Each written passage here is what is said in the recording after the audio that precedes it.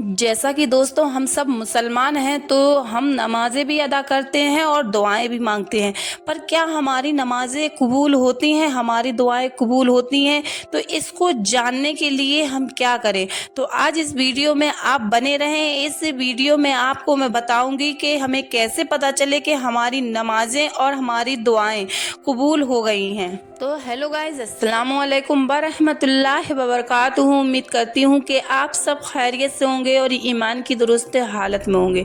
तो दोस्तों, कभी आपने सोचा है कि 5 वक्त नमाज का आगाज़ जो कि हिदायत की दुआ है, फजर की नमाज में 2 मरतबा और असर की नमाज में 4 मरतबा आमीन कहकर ये दुआ मांगते हैं, और जोहर में 4 मरतबा और मगरिब में भी 3 मरतबा, ईशा में 4 मरतबा। हिदायत नहीं मिल रही है, दुआ कबूल नहीं हो रही है। आखिर वजह क्या है? इससे कुछ मांगा जाए या मिलने की उम्मीद हो तो उसकी जी हुजूरी करनी पड़ती है। दुनिया में हम दर बदर पर झुकते हैं कि ये अमीर आदमी है, इसकी इज्जत करेंगे तो हमें फ़ायदा पहुंचेगा। टांगे हम उसकी पहले दबाते हैं और फ़ायदा हमें उसके बाद मिलता है, और वो भी यकीनी नहीं होता है कि मुमकिन है या खिदमत करवाने के बाद वो हमें यहाँ से भगा देगा। मगर अल्लाह के मामले में हमारा रवैया उलट हो जाता है। हम ये शर्त आयत कर देते हैं कि अगर अल्लाह हमारी दुआ कबूल करेगा तो तब ही हम अल्लाह का हुक्म मानेंगे। जब हम नमाज पढ़ते हैं तो यही सोचते हैं कि क्या अल्लाह हमारी नमाज कबूल फरमाएगा। तो ये तो मालूम करने के लिए कि अल्लाह ने आपकी नमाज कबूल कर ली, आपको नमाज के दौरान की अल्लाह की तरफ से चंद निशानियाँ मिलती हैं।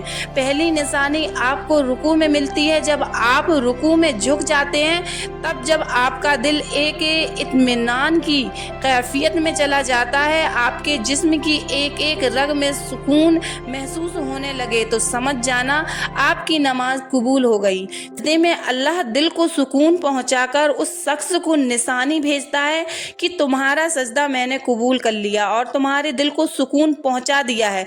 ये बिल्कुल ऐसा ही है जैसे आप किसी मनपसंद चीज के पीछे भागते हैं और उसे हासिल करने का मकसद आपकी जिंदगी का सबसे बड़ा मकसद बन जाता है, और जब आपको हासिल कर लेते हैं तो दिल को सुकून मिलता है।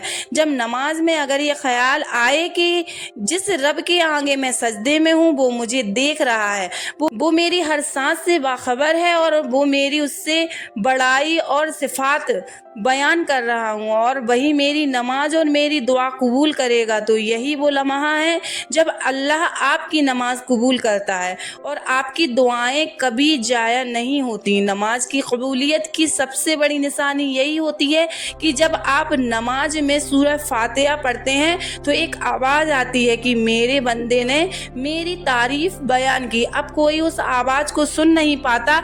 ये आवाज़ कहाँ से आई? क्योंकि ये आवाज़ फ्रीक्वेंसी की शक्ल में हमारे दिल को महसूस होती है, जिससे दिल पर बड़ा बोझ हल्का हो जाता है और एक इंसान सुकून की कैफियत में चला जाता है।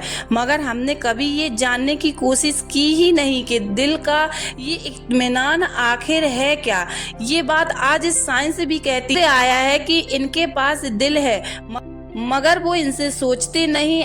अमेरिकी रियाल्स कैलिफोर्निया की इंस्टीट्यूट ऑफ हार्ट के डायरेक्टर और रिसर्चर डॉक्टर कहते हैं कि दिल की धड़कनें कॉर्ड्स की तरह हैं। इन पैगामात में एक शख्स के जज्बात की कैफियत की अक्कासी होती है। तहकीककार इस नतीजे पर पहुंचे हैं कि दिल जिस्मानी वास्तव में दिमाग को पैगामात पहुंचाता है और दिमाग उन्हें जज्बात में डाल देता है, और यही जज्बात सजदे की हालत में बहुत ज़्यादा तेज हो जाते हैं। जब आपका दिमाग ज़मीन पर होता है, आपके दिल से पंप किया गया खून आपके दिमाग तक तेजी से पहुंचता है, जिससे आपके सोचने की रफ्तार भी तेज हो जाती है और दिमाग मनफी ख्यालात के पाक होता है, और आप खुद को एक अदना मामूली गुलाम समझकर अपने हकीकी आका के सामने पाते हैं, और वही दिमाग उस जज्बात को वापस दिल की तरफ ढकेलता है और दिल को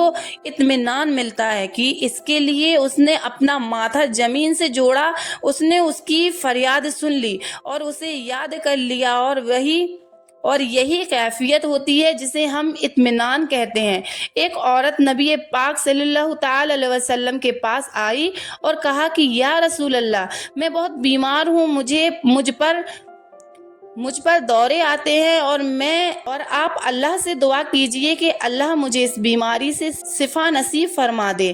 اللہ کے رسول حضرت محمد صلی اللہ تعالی علیہ وسلم نے فرمایا، میں اللہ سے دعا کروں تو ضرور اللہ تجھے شفا دے گا، مگر مجھے بتایا گیا ہے کہ اس بیماری میں جو تکلیف تو جھیلتی ہے اس تکلیف کے بدلے میں اللہ نے تجھے جنت کے انعامات سے نوازا ہے۔ اور وہ عورت یہ سن کر خوش ہو گئی اور عرض کیا کہ یا رسول اللہ، اگر یہی میرے رب کی آزمائش ہے تو میں نے اس آزمائش پر صبر کیا اور مگر آپ کو یہ بات کون بتائے گا کہ یعنی فرض کر لے کہ آپ دنیا میں سب سے نیک اور پرہیزگار انسان ہیں اور پھر بھی آپ کی دعا قبول نہیں ہو رہی ہے، تو یہ یقین کر لے کہ اس دعا کو مسلسل مانگنے سے میرے گناہ مٹ رہے ہیں، میری نیکیاں بڑھ رہی ہیں، جنت میں میرے درجہ بڑھائے جا رہے ہیں۔ اور اگر دعا کی قبول نہ ہونے کی صورت میں آپ کے ذہن میں یہ خیال آیا کہ خدا ہے کہ نہیں تو دعا مانگ کیوں رہے ہو، تو دعا کی سب سے پہلی شرط یقین ہے، اور جب آپ کو یقین ہی نہ ہو